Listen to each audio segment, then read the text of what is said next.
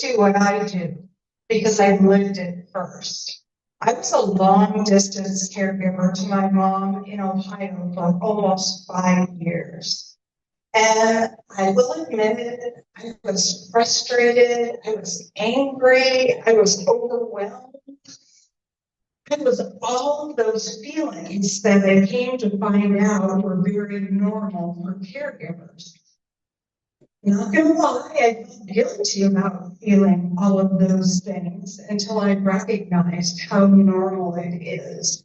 And it's normal because none of us know what we're doing when we're thrust into that role. It's a very, very new role.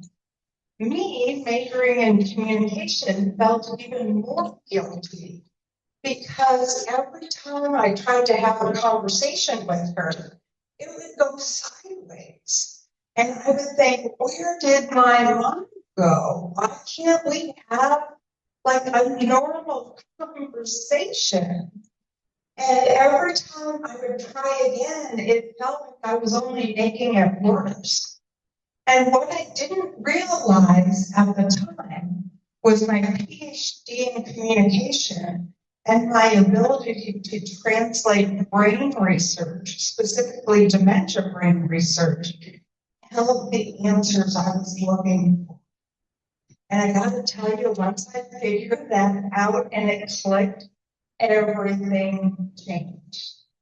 Which is why now I pay it forward and I help caregivers to those with cognitive decline translate, understand the brain research of what's going on and translate it into practical communication tools that you can use with confidence.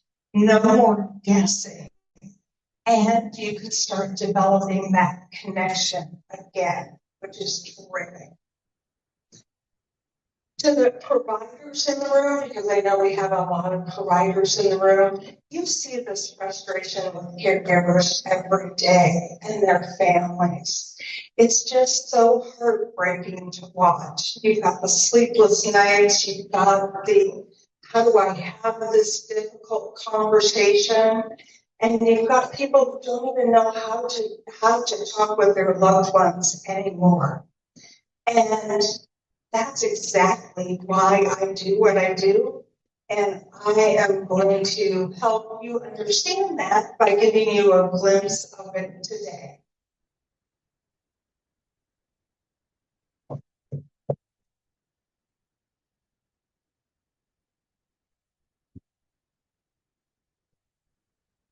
So today's agenda, we're going to look at cognitive decline being a brain disease.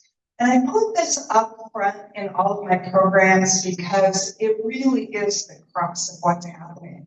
And you'll understand that more later. I'll talk a little bit about short-term memory and long-term memory, and I will give you an analogy that you will not be able to forget. And I promise it will help you a lot. And then I'll give you two major, the most important, what I consider to be the most important communication skills, working with those with cognitive decline. So first of all, cognitive decline is a brain disease. And you can see up here that there are there's one photo of two different brains. The brain on the right is a normal brain. The brain on the left is somebody who had Alzheimer's. And what you'll notice is that they're two very different sizes. And you'll also notice in the smaller one that there's a lot more space between those folds. And that's really, really important because we can't see their brain. We can't see our loved ones' brains. So we don't often go, oh, it's a brain disease. Right? But the brain controls everything in the body. The brain controls thinking. The brain controls feeling. The brain controls any type of movement, any type of physical activity. The brain is behind that. So as the brain is getting smaller and smaller with all of that space in it, it doesn't have the parts of the brain to do some of those things anymore. We get frustrated with them because they can't do it. But if we could see their brain and remember that this is why it's happening, then it's much easier to lose our frustration. So when we think about the brain and when we think about communication, the two areas we most often think about are long-term memory and short-term memory. And you know what long-term memory is, let me test you, right? Who was your 7th grade history teacher? And some of you are like, oh, don't ask me that. Others of you are like, oh, I know exactly who that was. Because what you are doing right now is you are going through your personal library. And all of us have this personal library where each book represents an activity that we used to do, an interaction we had, one time we had a fun family reunion we went to, our 7th grade history teacher. Each of those books contains a fact or an emotion or a story from our lives. And that's what makes us up to be who we are. So we have this great library to go to. And as we become more and more chronologically gifted, sometimes it takes a little longer to walk around the library to find a book. So some of you have figured out your 7th grade history teacher, and others of you are still thinking about it. And others of you tomorrow, when you're in the shower, will go, oh my gosh, it was Mr. Miller. How could I forget it was Mr. Miller, right? And that book just comes to you at some point. So this is what most of our friends look like who are in this room. This is our library. Our personal library is huge, just absolutely huge. Those with cognitive decline, because the brain is getting smaller and we're getting those spaces between the waves, their library is actually collapsing. Sometimes books are checked out, they're never returned. Other times, a whole piece of the library just crashes down and those books can't be retrieved anymore. And so for those of you who get really frustrated when your loved one asks the same question over and over again, or tells the same story over and over again, I want you to remember this. They recognize on some level that it takes words to connect as adults. And they are utilizing the only words that they have left in their library. So they are really trying to connect with you. So the third time they tell that same story, take that as a bid for connection. And pay attention and sit down and have a quick cup of coffee or look them in the eyes and tell them a story that you remember from your younger days. They're simply trying to connect with you. So the long-term memory will lose a lot of books throughout the dementia process. Cognitive decline or dementia also affects short-term memory. And I've got this snazzy new car on the right-hand side here. And let's pretend that that's all of our brains, right? Which is really cool because one of the great things about the new cars today is they are meant for you to climb in them, maybe press a button and go. Okay? They're very quick. I don't know how many of you have memories of a car like this, but when I was a little girl, we had a station wagon We didn't have the wood panels on it, though, I have to say. It held our family of 7. I grew up outside of Cleveland, Ohio, which had awful winters. And so in the winter, when we all climbed into the car to go somewhere, what's the first thing we had to do? What is that? Say it again. Take your clothes off.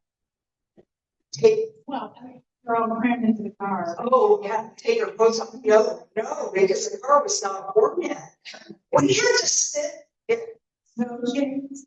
No snow chains. We didn't have snow chains. That's good. No, just when you get in the car and you turn it on in the middle of winter. Turn on the heat. You have to wait until it warms up. You have to wait until it warms up. And if you don't wait for it to warm up and you put it into gear, it stalls. And then you got to start it again. And if you're lucky, it will start again. And you got to warm it up again.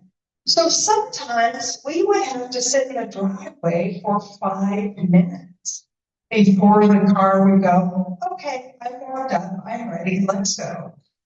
So this is really important when we talk about those with cognitive decline, because they are much more like that station wagon. It takes a long time for them to get into their car, drive to the library, search for the books that they want to check them out, get back in their car, come back, and then respond to the question that we ask them.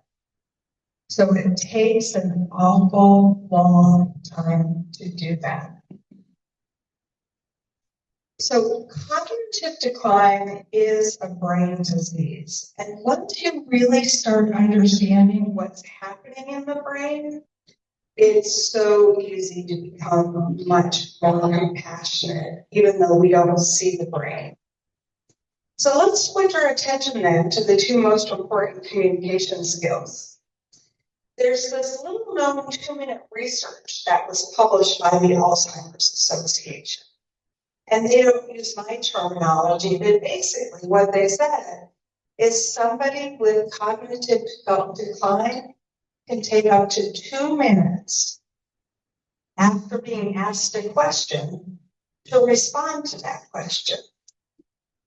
Why?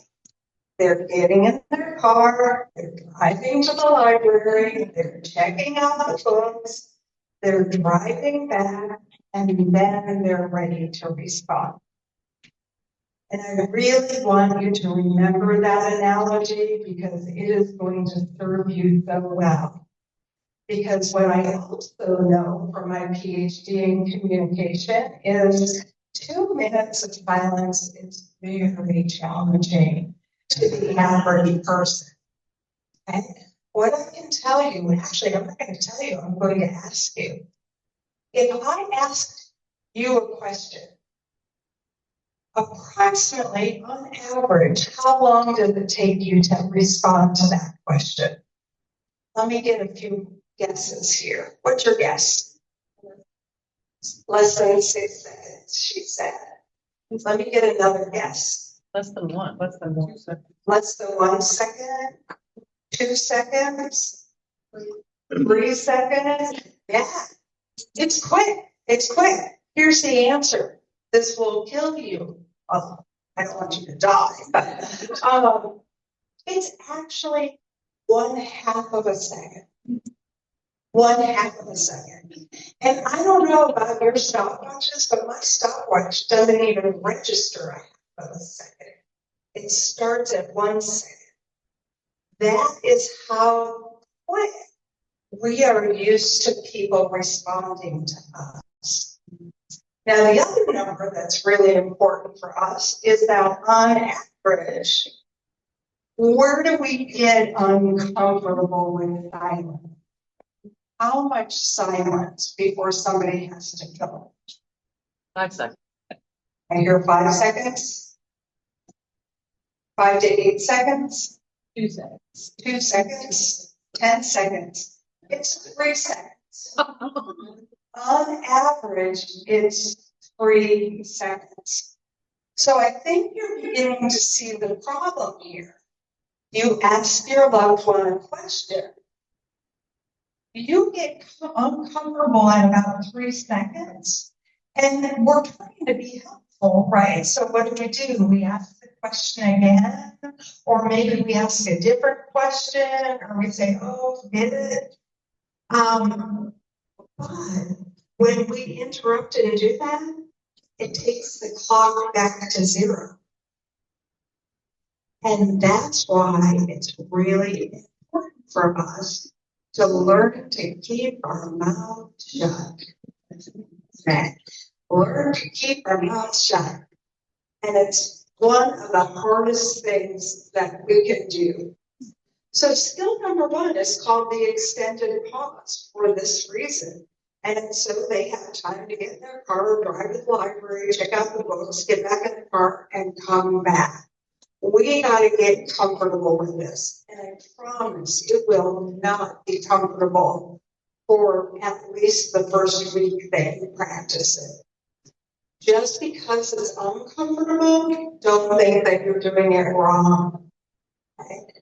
You've got to really build this muscle.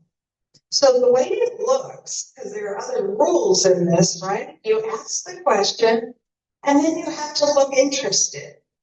With my mom, I actually, in the beginning, I will admit that I would pick up my phone and check a text message because I knew it would take her a while to respond. But then we found she would look at me and she would recognize that I wasn't really interested. So she just quit driving to the library. And I thought, okay, that one didn't work. I really can't do anything else but look interested. I have to look like I believed she could answer the question. Okay? We have to look like we believe that our loved one can answer the question. We're not allowed to multitask, so no phone. That's probably one of the hardest things for us to do is sit in the silence. We have to have appropriate eye contact. And in the United States culture, appropriate eye contact is not direct eye contact, looking somebody in the eyes for an extended period of time, because that just feels weird. She looked away, I don't blame her, right? Because we don't do that. Generally in the United States, what we do is we look at somebody long enough to go, oh, she's looking at me, I'm looking at her, okay, I can look away. And we look at the clock maybe on the wall, or we look over their left shoulder, or we glance down at the table, and then we come back to that eye contact. So remember, it's not just this extended eye contact. So we have to have appropriate eye contact, and we have to be willing to wait up to 2 minutes. I practiced this with my mom for about 4 years. I won't say that I practiced it because I was able to master it. And what was really beautiful is even when she got to the later stages of dementia, I will tell you that she responded on topic between 85 and 90% of the time. You know, once in a while, she didn't like to wear hearing aids. You probably have people like that in your life, right? So sometimes she didn't quite understand what I was asking her, and she would respond to a different topic. And I would just pick that one up and then talk about that one, right? Because that was the one on her mind then. But if you learn to be patient, this will pay you in gold in so many different ways. Now, I know I talked to somebody before coming up here, and she said, I always get nervous because I don't know what they're thinking or what they're feeling, and I don't want to make them uncomfortable, which we don't want to make people uncomfortable. I can promise you that if you are trying to connect with them and you're showing that you're trying to connect with them, they are not uncomfortable. Sometimes they might get mad at themselves. My mom would like hit her head sometimes and say, "Oh, I can't find the word." And I would just assure her that that's why she gave birth to me, because right now I had to be her librarian. I had to remember those things for her. But they will want to interact with you. So we're going to practice this because what I usually do in a workshop that I teach, I have people definitely do this and practice this with their loved one because it does take practice to feel more comfortable with it. Usually I have people get into pairs, but because we have such a large group today, I won't do that. I have got a workaround for practicing it, and here's what it's going to look like. Each one of you is going to play the caregiver, and I get to be your loved one. So I am feeling all the love up here, which I love. You're going to ask me this question: what did you do today? Simple, innocuous question. We probably ask our loved ones all the time. Until the timer goes off or I say stop, what I want you to do is look like you're interested in what I have to say. So you're going to all try to be having eye contact with me, right? Look like you believe I can answer the question. Have that appropriate eye contact, which isn't staring, but looking away and coming back. And no multitasking. No multitasking. Get my timer. First, do you understand what I'm asking you to do? Yeah. You don't have to move. You don't have to say anything except for ask me the question. And the way that I'll do that is I will count to 3, and then I want you to all out loud ask me that question, okay? 1, 2, 3. What?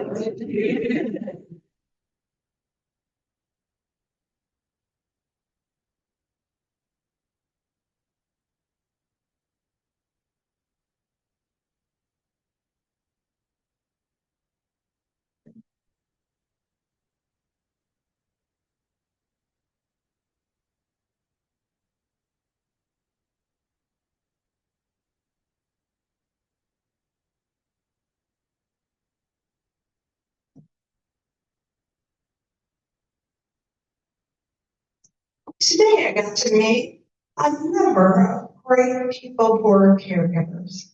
That's what I got to do today. How'd that feel?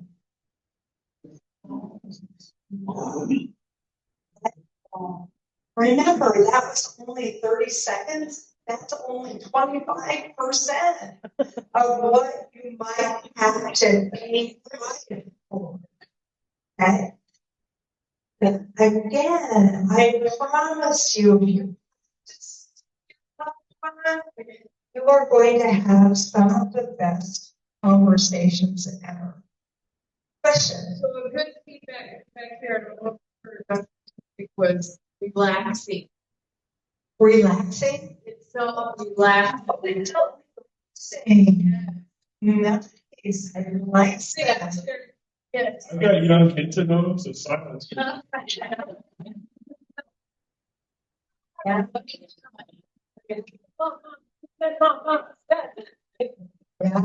love that. And you can really sink into it. You can really sink into it. What other questions or comments do I have on that skill?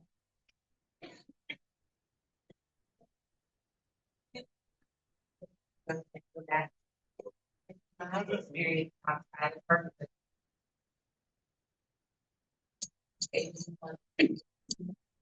Um, how did you manage your current? Yeah. I'm actually not going to get a lot deeper into that today. I do have a number of strategies that I do in the workshop that I teach, but that one takes a longer discussion. But there are answers to it that work. Should I exercise a silence, hoping that she will remember what I just? No. It's not gonna come back. Yeah.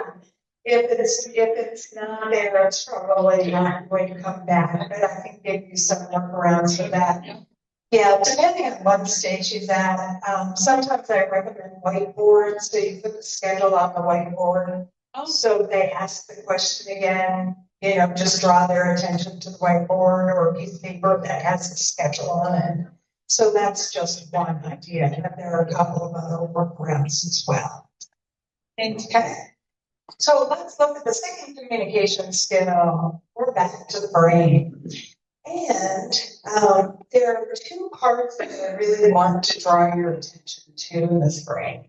The rational brain versus the emotional brain.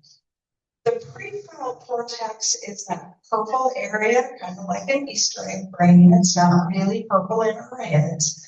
But that is the rational part of our brain, and that's where we do our thinking, and that's where we do our reasoning, and that's where we put things together, and that's also where that short-term memory, the driving to the library to pick up the book, that occurs in the prefrontal cortex as well.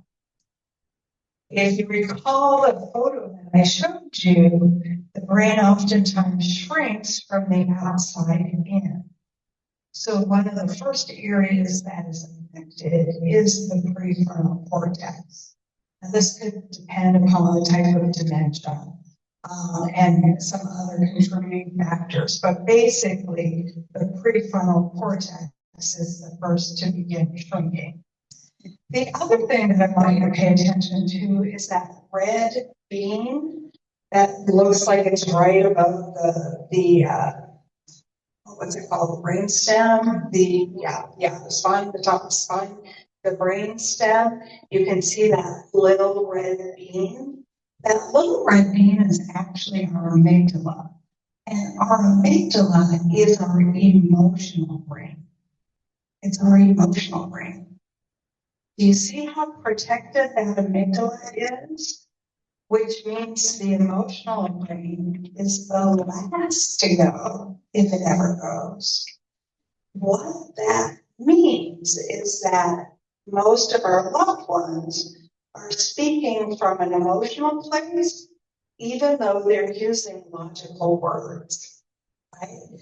So we have to learn to be able to pick up the feeling that they have with their logical word, because they're not really looking for a logical answer.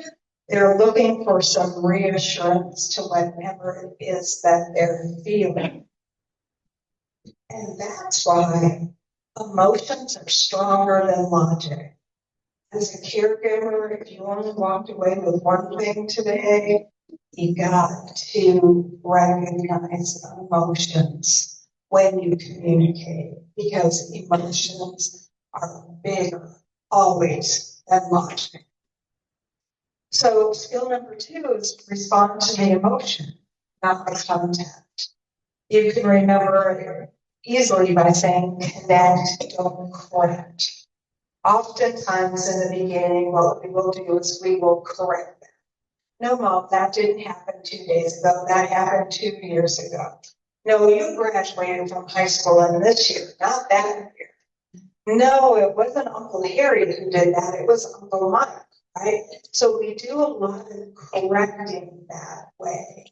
But it's not getting the facts right that's so important. It's the connecting with the emotion they're experiencing. And when we get really good, what we want to do is learn to validate the emotion that they're having.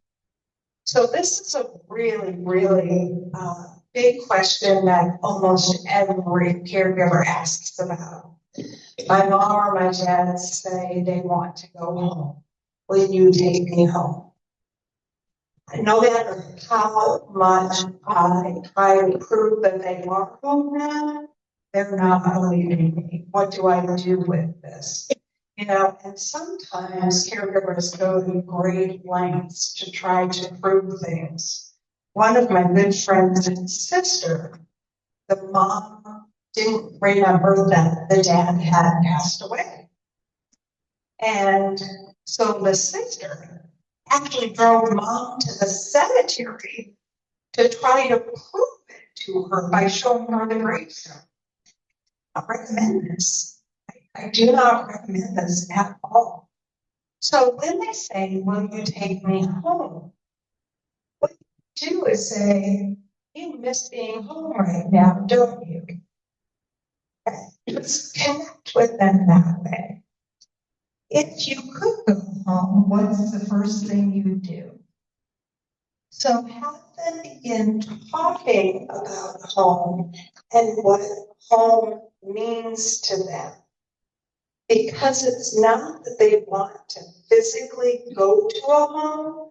Many of your parents have lived in more than one home over the span of their lives, right? So how do you know which home they're thinking about when they say something like this? They're not thinking about a specific home. They're really talking about the feeling of belonging, feeling loved, feeling overwhelmed and exhausted with everything we have to do on a daily basis, right? But all of those feelings of, gosh, I'm alive. Gosh, I'm alive. So one emotions could be stirring up their desire to go home, and there are actually a number of different ones. It could be vulnerability. When I moved my mom into assisted living the first time, I could tell she was scared to death. She didn't want to go down to the cafeteria to eat because she didn't know the way and she didn't know who they sat her with, and she just didn't know all of the new rules of this new place she was in. So a lot of vulnerability there, a loss of autonomy, definitely. Isolation, they don't feel comfortable talking to other people. And sometimes it's even physical pain because they can't tell us they're in physical pain. So if you can identify the emotion, then validate it. I know you're sad you can't live by yourself anymore. I'm sorry. That's all you have to say. You don't have to explain why. That's what we often try to do, is explain why. As if we give them this great explanation, they'll be happy about it. They're not going to be happy about it. We're not happy about it, right? So why would we expect them to be happy about it? So just validate their emotions. Remember that your goal is to connect, don't correct. So if you feel like they're feeling unsafe, if you feel like that's the emotion, then you can say, you're safe here with me. I'll protect you, right? You're safe here with me. I'll let the nurse know this. I'll make sure the caregiver knows that. You're going to be safe here. I'm right here with you. Reminiscence, sometimes they want to talk about what they're feeling about the past. What kind of flowers did you plant in the front yard? And that with my mom, we would always get into a great discussion because we have a big rock in our front yard. And when we were kids, we used to like to jump off the rock. But she planted the flowers around the rock. And so the rule was if we jumped on a flower, we had to pay her 5 cents for every flower that we jumped on. The big flowers were a quarter, so you got really careful with the way that you were trying to jump. But Mom loved talking about the different flowers that she used to plant. And even though she might not remember their name, she would remember their color. What was your favorite room of the house, and what did you enjoy doing there? That's another question you can ask about the house. What was your favorite room? What did you enjoy doing there? And then if it's comfort that they're not feeling comfortable with, that could be fear and anxiety. Offer them a blanket, a cup of tea, or whatever it is that makes them feel comfortable and safe. My mom, it turned out to be hot chocolate, and I don't remember having a lot of hot chocolate when we were kids. And all of a sudden, hot chocolate. I would keep hot chocolate in her assisted living facility, and whenever she was a little bit scared, I would just make her a cup of hot chocolate, and I would have one too, that's hot chocolate. So cognitive decline is brain disease. Two most important skills are the extended pause and connect, don't correct. For the professionals in the room, I know you've got the families who are exhausted, who don't know what to say to each other. The last thing they need sometimes is another medical referral. I would love to be your next referral to help the caregivers understand how to connect more and become the spouses, the sons and the daughters. I offer a number of different things. I've got a quarterly workshop, which is by far the most popular thing.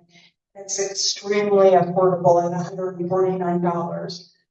It's 3 evenings over a 3-week period because I used to be a college professor, so I believe in homework. I assign you homework to practice during the week and come back and talk about it. So it's 3 90-minute sessions, and my next one starts on August 11th. I also do family coaching, and particularly coaching for families where all of the people don't live in the same area. So the last family I coached, the mom and dad lived down in Florida. There was a daughter in Kansas City and a daughter in California. And the daughters thought mom was exaggerating. Mom was not exaggerating. And so I helped them understand a lot of what they could do and support at a distance. I also have a program called the Caregivers Village, because oftentimes your friends, the caregivers' friends, want to help.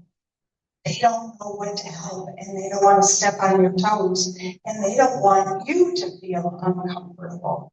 So I get everybody together in a Zoom room for 90 minutes, and I offer a lot of suggestions of what the friends can do and how they can set up things. Because as the caregivers are thrown out, when you're in that position, you are exhausted. So just having somebody say, let me know what I can do, you don't have the time to figure out, to tell them what to do, because it's so tiring.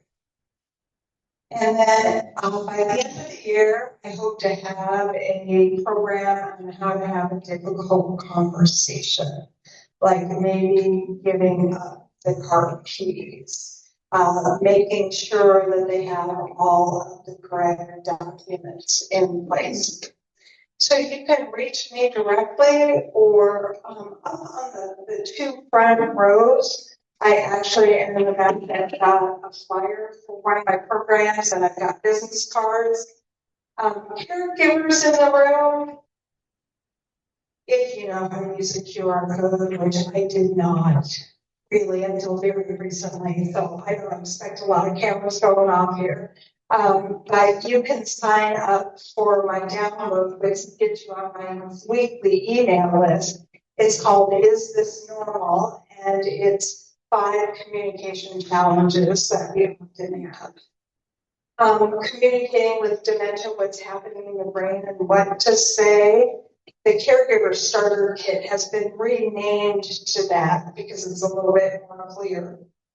You can follow me on Facebook at Listening to Change LLC, or just pick up my business card, email me, and I'll help you figure out which one is the best one for you. So I do have sign-up lists on that table and on this table if you want to provide your email. So we've got time for Q&A. Questions, comments?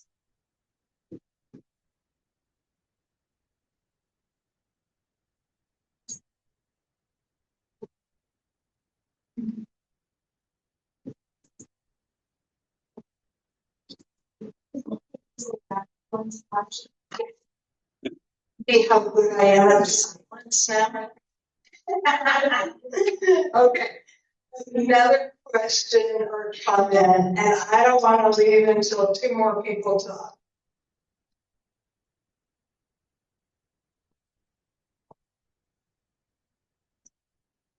Do you have any tips for helping recognize that it's been too long? Yeah, because I think I'm slightly impatient, and so those I did recognize that that wasn't 2 minutes in our exercise, but it was painfully long for me.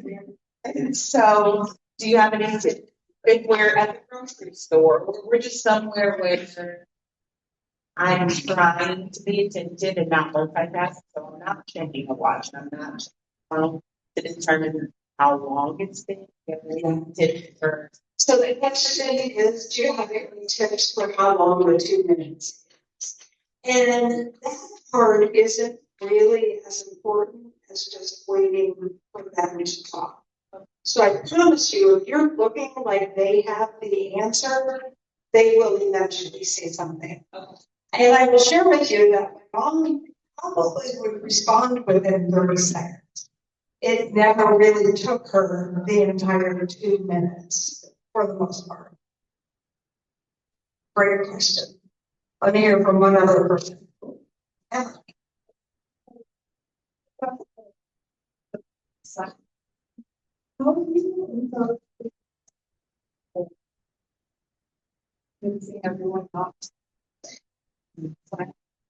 Yeah, that's great. And Emma asked, how do you do the silent thing if you're in a large group of people, right, in a room? If the people are all there visiting too, one of the best things that you can do is teach them this tip before they go in and talk, right? And so in the beginning, you're going to have to be kind of like the school teacher, right? If they jump in and ask the questions, like, wait. But if you can train them and have them understand that it takes your loved one a little while to respond, I can tell you that the joy that everybody will get at the response then helps them understand, right, why the up to 2 minutes is so important.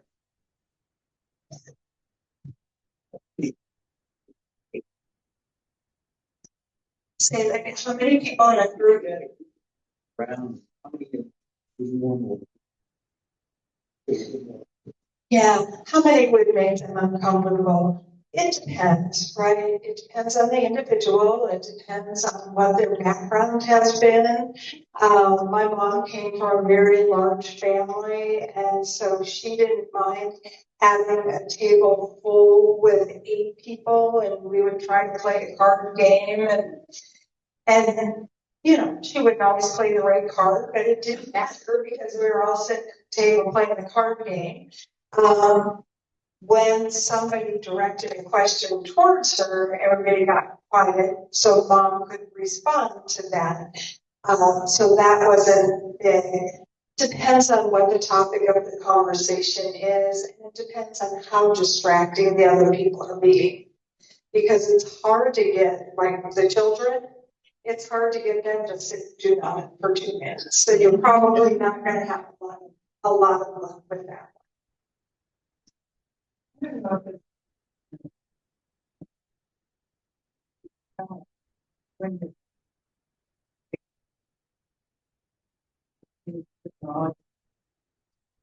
Are there areas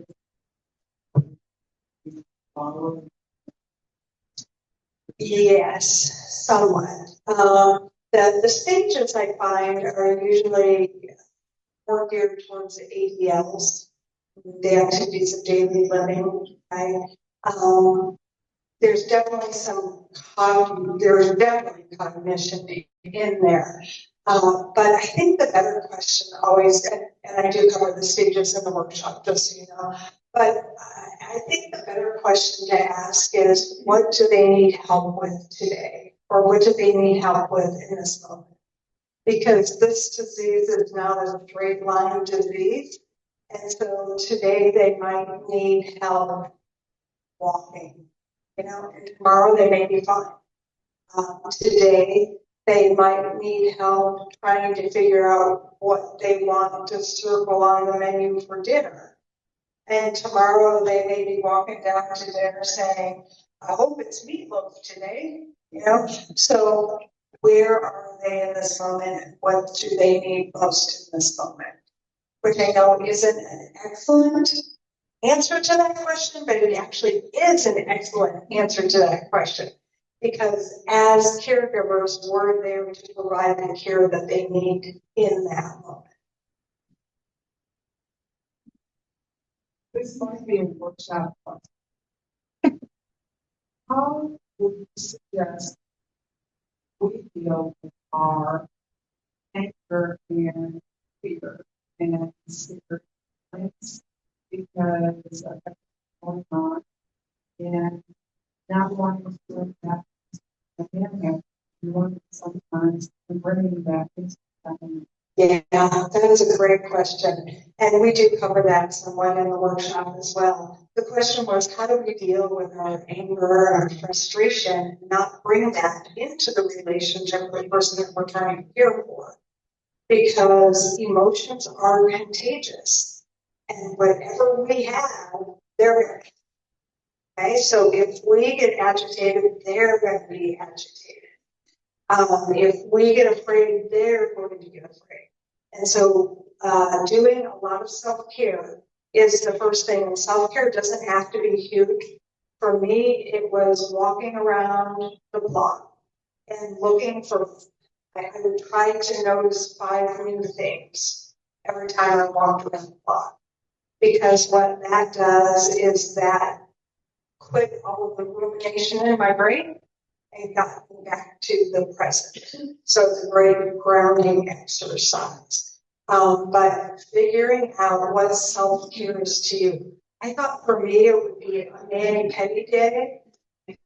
I would sit in that chair and just be worried about what mom was doing. And I'm like, okay, that's not a good use of my 90 minutes. Right. So figure out what your self-care is. Make sure you're doing that for yourself daily. I think there was a question over here.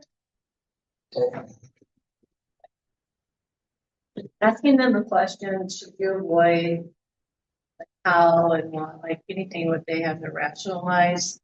Does that help with the pause they go through? I actually cover questions in the workshop. That's the third part of the workshop. They're open, but in quick, there are open questions and there are closed questions, right? So closed questions are the ones that there's like one correct response to. What year did you graduate from high school? If they're in that stage where they're not remembering things, it's just kind of neat to ask something like that. So you wouldn't ask something like that. So open-ended questions, tell me about a story when you were a little girl, right? And then they can pick from anything. So open questions become much more comfortable for them. You talked about the logic and the reasoning, which kind of goes back to the stages, and it depends on what stage they're in, where they are, if they'll even be able to respond rationally to something. So that's an individual call. But we talk more about that in the workshop. Yeah. Thank you so much. You were a wonderful audience.